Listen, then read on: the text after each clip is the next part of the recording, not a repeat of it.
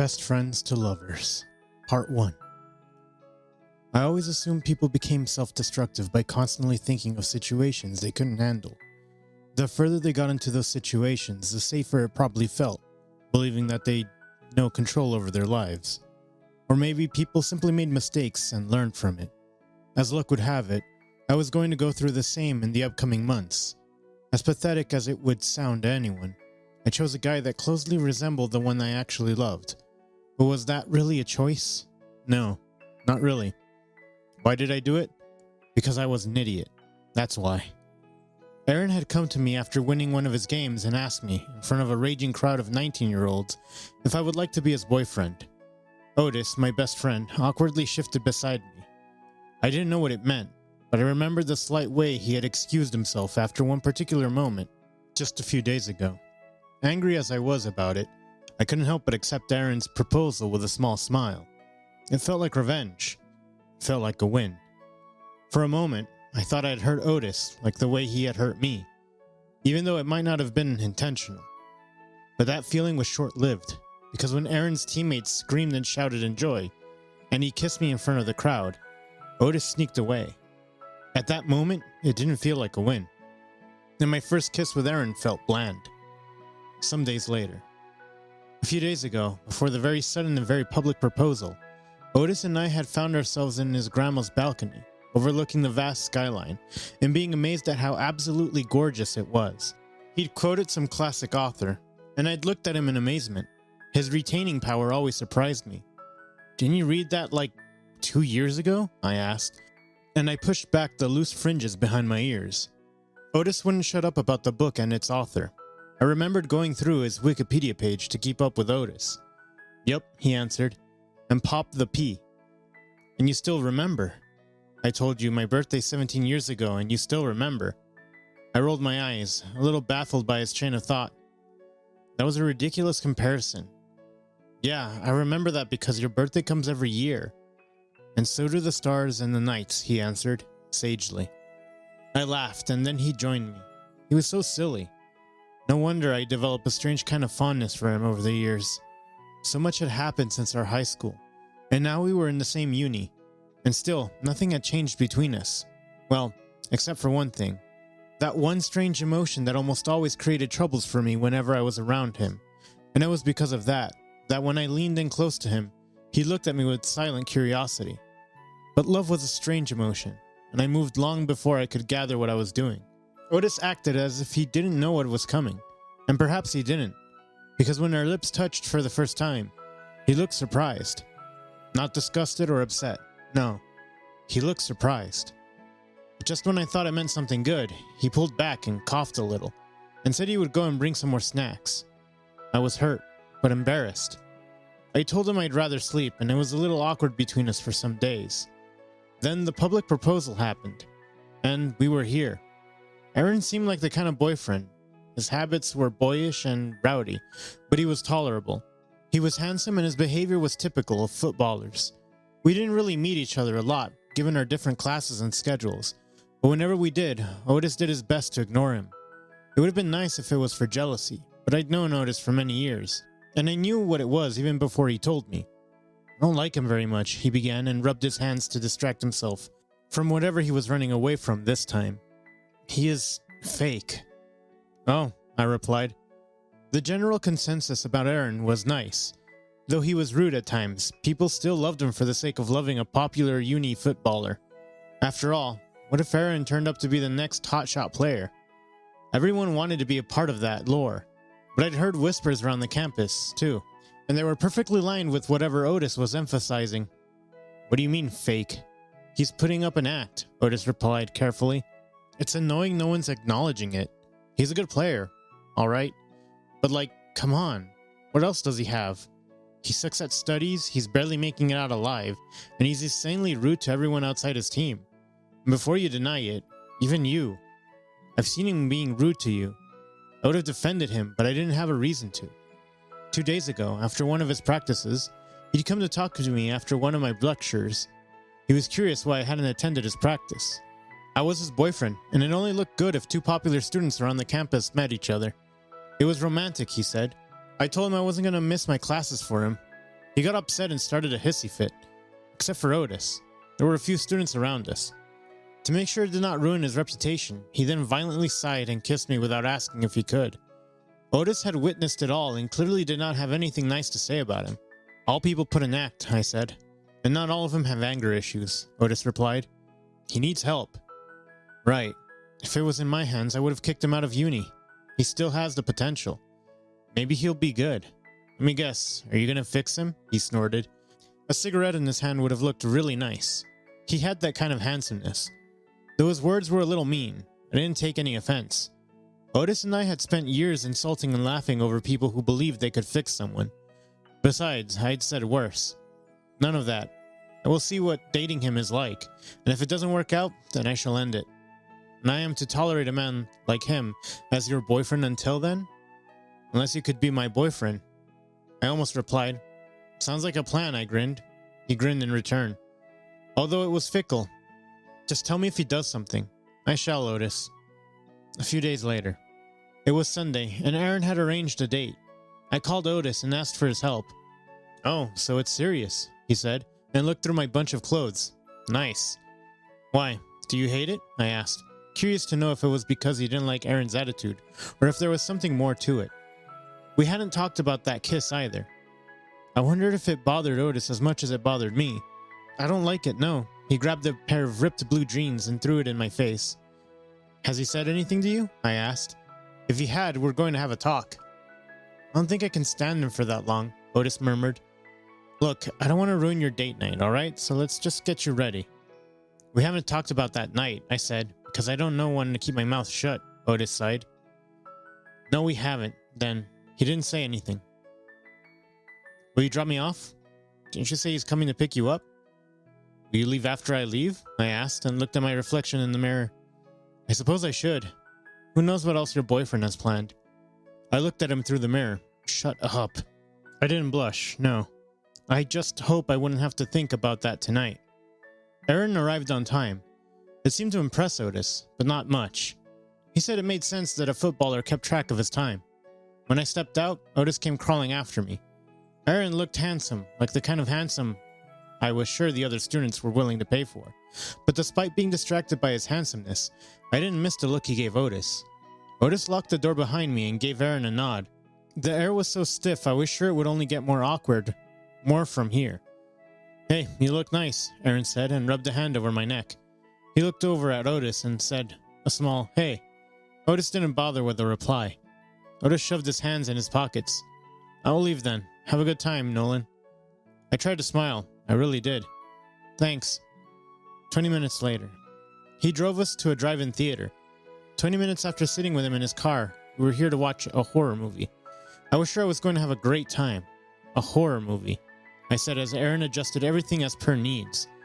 I thought you'd love it, he said and gave a little handsome laugh. I'm sure I would, I answered and rolled my eyes. Don't worry, he said, and sat beside me. If you get scared, you can hold me.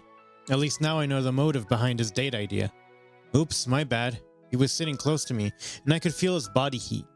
And although my mind preferred someone else's at this moment, I was glad Aaron was with me.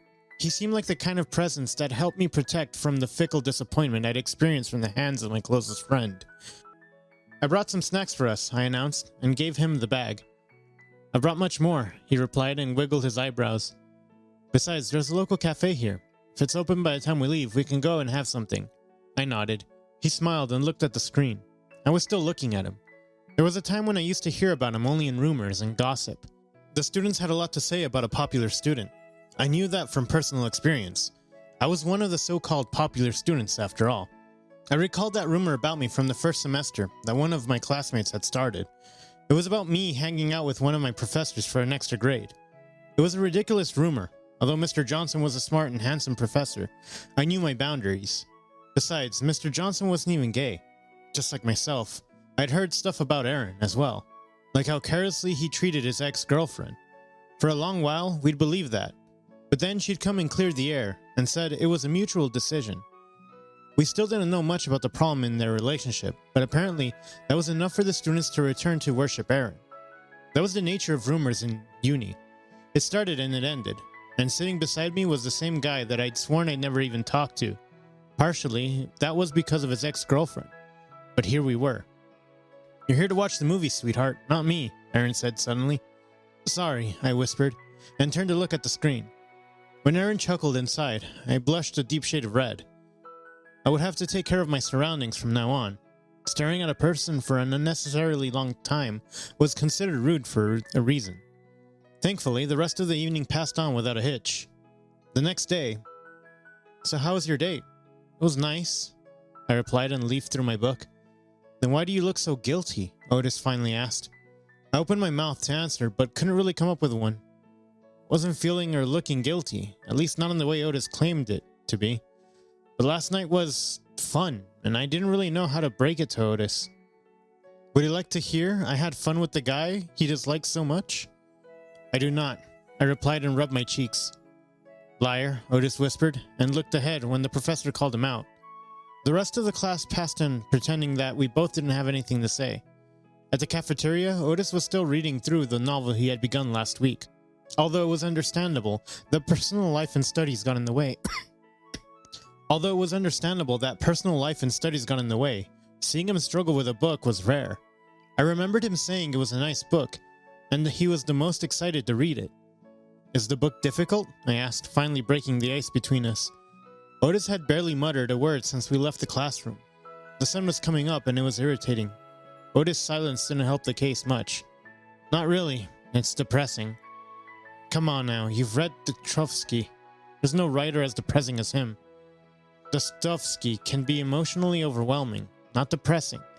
There are other depressing as hell writers, but this book, I don't know." "What's it about anyway?" I asked and sipped on my water. If this was the way to make him talk, I was going to get him with a bulldozer. I was ready to go through several novels, if only to talk to him through them. The writer's name told me she was probably from some Nordic country. Norway? Sweden, perhaps?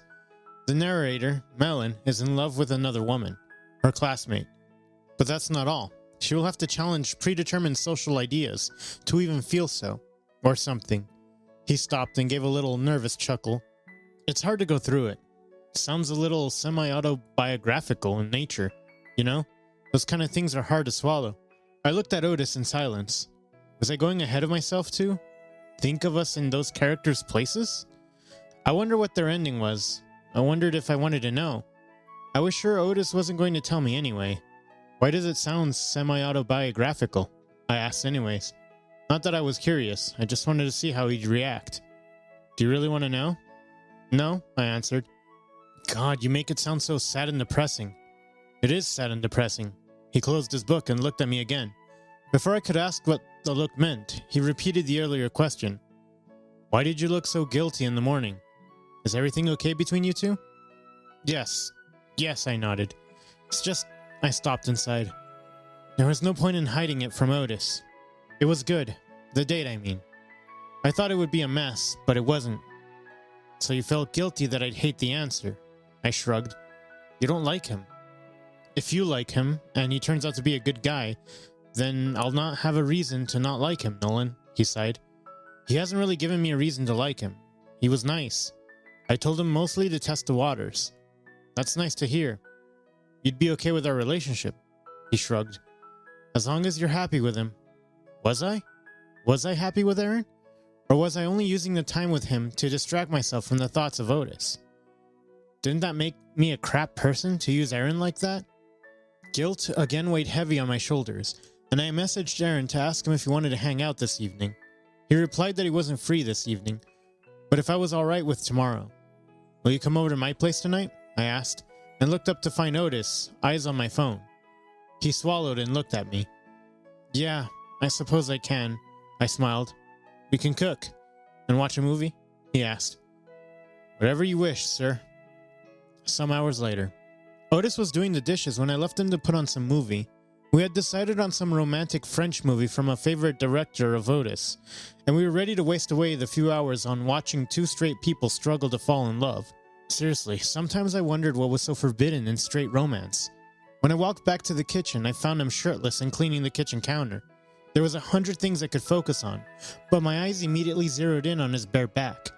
I thought, well, going to the gym really did make a difference after all. Just a few months ago, Otis had been nothing but a stick figure. Are you only gonna stand there or help me? He asked and showed me his bloodied hand. What the How did you even get it? I rushed into the kitchen and grabbed the first aid kit. I must have been thinking about some stuff, he replied and leaned against the counter as I worked on his hand. Yeah, thinking. Can't I do some thinking, Nolan? You're allowed. Whenever you actually make a change by thinking is another thing. That's right. Karen's novel is doing numbers on me, though. The one we were talking about at uni? I asked. The bleeding had stopped. Thank God. Yep, he replied and thanked me. Got me thinking about stuff. My parents, brothers, sisters. Oh, I replied. They were not the best people to talk about. I had heard enough horror stories about them to last me a lifetime. If Otis weren't my friend, I wouldn't even have bothered meeting people of such nature. What about them? How stiff they are? Unreasonable? He replied. They make demands that are out of touch with today's world. They want me to be something that I don't want to be. And I did not seem to realize that until now. Come on now, you have hated that about your family for years now. You got me, he replied and smiled. But still, he cleared his throat. Let's watch the movie, yeah? I replied and put away the first aid kit. If Otis wanted to share something more, he didn't say anything. Just like any other time, he kept his mouth shut and let time take its course. Next evening. Strangely, the time with Otis always seemed to pass on quickly. Sometimes it felt like I was struggling against it, and fruitlessly trying to make sure each minute was spent on something memorable.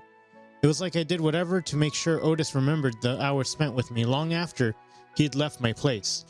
Unfortunately, or weirdly, it didn't feel the same with Aaron. Time seemed to move on slowly. Each minute seemed to take an hour. The conversations didn't seem natural, not as natural as they seemed with Otis, but a tireless struggle to make sure that the absence didn't bring some awkward silence between us. We were dating, after all. That had to mean something. I told myself the comparison was wrong. I'd spent almost 18 years of my life with Otis, only spent a few weeks with Aaron. It was sure going to be alright at some point. I'd called Aaron at my place and he had come an hour late. He said it was because of the practice, and I told him it was alright. You should just let me know, I told him. I was getting worried, so give me a message. It's only an hour, he replied, a little irritated.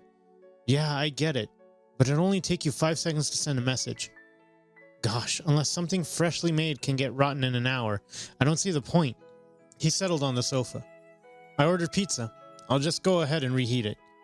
You know I can't eat pizza, right? He asked and stood up again. I have to take care of my calorie intake. I shook my head. I hadn't forgotten about it, but it was Aaron who had said some days ago that he wanted to eat pizza. I thought it would be a nice gesture. Sorry, should have been careful. It's alright, we can eat it, but don't do it again.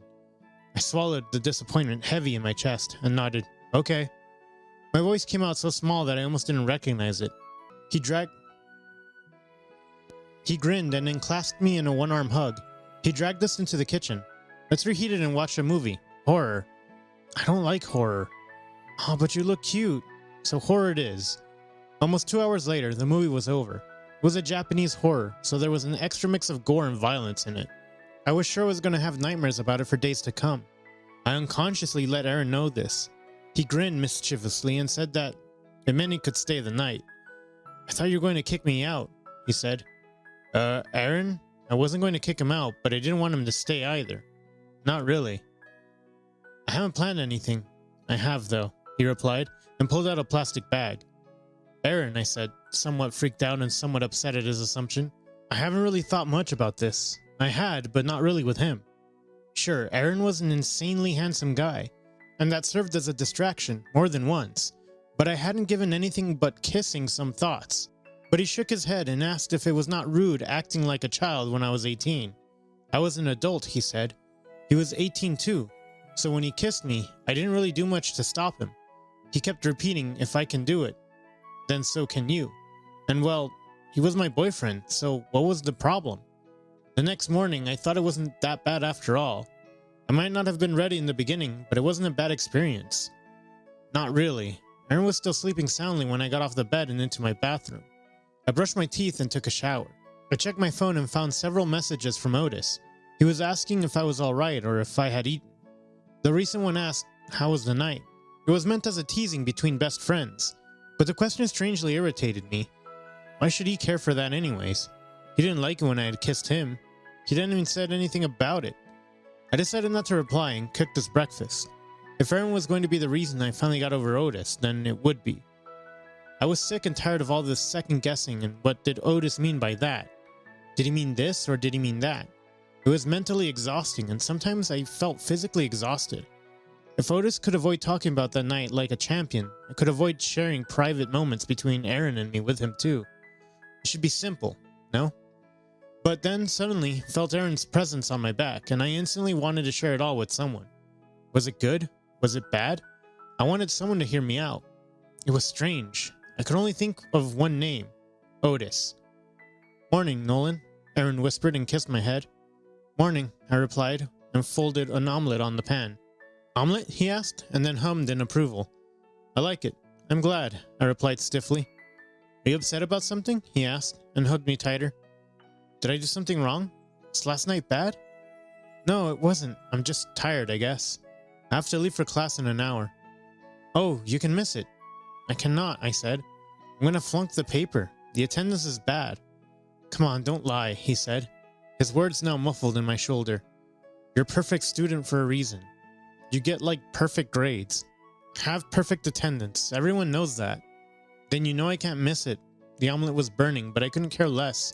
Aaron was getting on my nerves, and I wasn't even sure why. And I've made no plans with Otis about it, so he'll be waiting for me at the bus stop.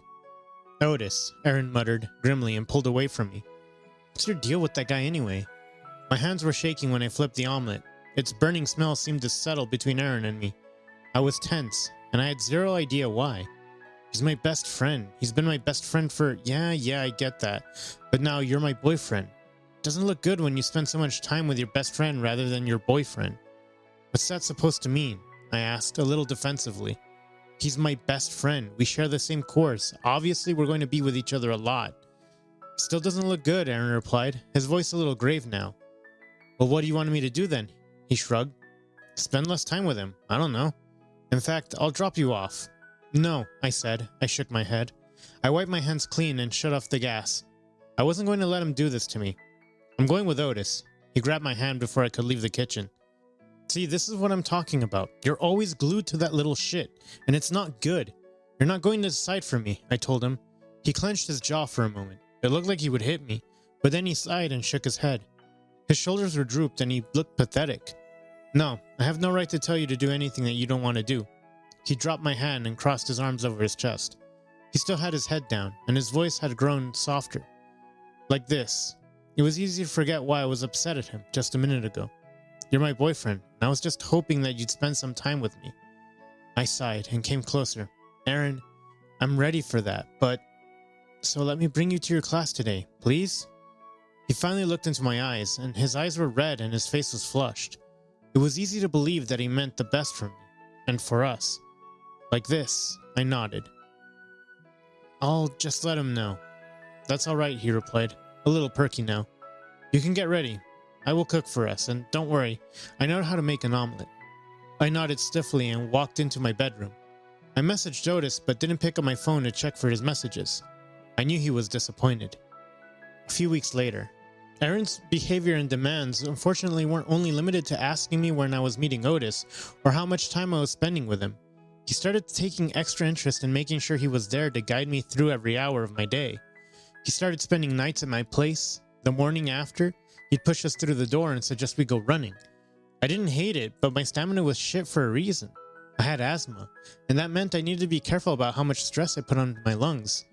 Running was good only as long as my lungs allowed it, and it took Aaron an asthma attack to finally get it through his thick head. Things remained a little bit awkward between us for a few days after that, but then Aaron apologized to me with a cute flower bouquet in the college cafeteria, and everything seemed to return to normal. Otis obviously returned to his old idea about Aaron. Wonderfully, winter were arriving, and I wasn't in the mood to argue with him on that. Aaron had after all rushed me through an attack. Otis was upset because he knew how bad it could get. Can you at least tell him how to take care of you during an attack? Otis, I've told him, and I'm sure he cares about me enough to read about it himself. I rubbed my hands on my thighs. It was getting colder and I hated it. Cold almost always made my health worse. If he cared enough, he would have seen you with an inhaler. He might have forgotten it, I replied. And it was bad because we knew that was as stupid as it could get. We were at the football field and I could see Aaron grinning and laughing with his teammates. He had told me his team was sure to do great in the upcoming tournaments. The spirits were high and I could see it. Otis swore at the footballers, but I was sure it was solely directed at Aaron. I couldn't hold it in. If he was saying all of this as a best friend, then I understood. But I was still desperate to know if he meant it as more than that too. What if in the weeks following that kiss, he had thought over it? What then anyway? I was in a relationship with a lookalike of Otis. That was the truth. Even if Otis meant something more, then what was I going to do? Why do you hate him so much? I couldn't help but ask. He smokes, you know, Otis replied. Instead, he's a footballer and he fucking smokes. You've got asthma and he smokes. Wonderful. He sounded sarcastic and mean. And it seems like you like him, which, okay, wonderful. You deserve love, you know. And you deserve love from the best and not from an asshole like him. And you have stopped spending time with me. Whoa, I couldn't help but say. You think I didn't notice, Nolan? Otis turned to me, and it looked like he was struggling, and I had never seen him so hurt. In the past few weeks, it was like so much has changed. You always say you're busy, and then I ask you what you're busy with, and 2 hours later you reply with Aaron. Then I ask, what are you guys doing, and you send me a picture of the football field. I ask, what does that mean, and you reply with, you're at the football field watching your boyfriend practice. I'm sorry, when was the last time you attended your calculus lecture? You know, the professor is pissed. You haven't even submitted your assignment, he sighed, and turned away when he heard the football rushing out of the field. He's changing you, he finally said. It's like watching you change and not knowing if you're even seeing it. If you even know it. At first I was worried about losing my best friend, but now I'm worried about you. You're upset, I murmured, because apparently I'd gathered only that much. Of course I'm upset, Nolan. You're with a guy who doesn't give a shit about your health, and you're slipping away from my life. That too. Why are you even with him? I'm sorry, I said. Before Otis could reply, Aaron came rushing in and gave me a bear-crushing hug. I told him I still had a cold, so the hugs needed to be a little tender on my chest. His teammates giggled a little behind him, and one of them agreed with me. Okay, whatever, he replied and rolled his eyes. He gave a nod to Otis and started dragging me out of there. I told you not to come here with him, he hissed into my ear. Then, he still had a smile on his face, but I knew it was fake. My friends think it's funny when he's here. Between you and me. He's not between us. He's my best friend. Well, he clicked his tongue. That's not what all of them think. Why should I care what others think? I asked, and freed my hand from him. It needed effort, so the movement was easily obvious to anyone who was watching. An awkward silence seemed to fill the hallway. I wanted others to leave, but they remained right behind Aaron, their best team member. I don't care what they think. I have thought that enough, and it's ridiculous. Well, we can talk later. No, we're not, I replied, angry now. This has to happen now. No, Aaron replied angrily. Shut up and let's talk in private. You insult me in front of everyone every other day, and now you've got a problem with talking with me in front of your team? Why the double standards, Aaron? I'm not your spouse. Stop commanding me. Aaron came closer and hovered over me. The height advantage he had over me seemed intimidating, and not for the first time. Why the sudden change in attitude, huh? You can keep your confidence now and talk to me in private with the same confidence, and I will fucking show you. Do that here, I challenged. Do they know you grabbed me by the hair last week simply because I said I wasn't in the mood to kiss you? Do they know that? Until now I couldn't see Otis, but now I saw him moving through my peripheral vision. He was there, ready to come between Aaron and me at the first signal. I was so glad to have him here with me. I'm breaking up with you, I told Aaron. You're childish, you're stupid, and mean. I cannot spend another day as your boyfriend. You cannot do that. Only I can do that, he said. I have broken up with you, loser, I emphasized. This is the end. Nolan, I swear to God, he raised his hand, but before he could move it even an inch, Otis was there between us. Just like I had thought. The hallway had grown weirdly silent, and I was pretty sure Aaron had lost at least some respect. There were tears on my face, and I didn't realize that until I walked away from there and heard Otis running after me. He sounded distressed, and that I assumed to be the best reaction. I looked distressed, and he always resonated with my emotions. Nolan, he said, and grabbed my arm to pull me in a hug. It's all right. I struggled a little at first, but then I hugged him in return. I held onto him tightly. I didn't realize I had wanted to cry this much until now. The tears were flowing freely. It was surprising I had held myself back until now. You were so brave back there, Nolan. I'm so proud of you. Oh God, I hate him so much. Hey, it's all right. You can show me your face. I shook my head, but when he pulled back to see my face, I didn't fight it. He grabbed his napkin and wiped my tears from my face. Your face is so warm. Don't cry anymore. Your chest will hurt. It was already hurting. Already hurts. Yeah? Why don't you drink some water? He grabbed his bottle from the bag and helped me drink some. I was still sniffing, but the tears had somewhat stopped. Thank you. It's all right. I'm here. He rubbed my head. I shouldn't have said yes to him, I finally said. It's okay. You didn't know any better. You asked me why I chose him. Why him of all people? And Otis? It's not your fault, but for you. I'm sorry, what? I wouldn't have accepted it if not for... I stopped and looked at him. If not for... he asked curiously. I swallowed. It's not your mistake. Otis looked confused, and that was coming. I probably made little sense to him. Nolan, he said softly. What's up? Did he know the answer? Did he know the answer and yet he wanted me to say it? I wouldn't have said yes if not for you. There it was. Now what? I had left him perfectly well. But now that I had finally returned to him after weeks, I was most definitely not the same. So now what? Well, at least now was the right time to talk about that night. The end. Abusive relationships always cause some damage. Have you ever witnessed someone going through it? Let us know in the comments below. Thanks for watching. Consider subscribing to become part of our Rainbow Force and stay wholesome.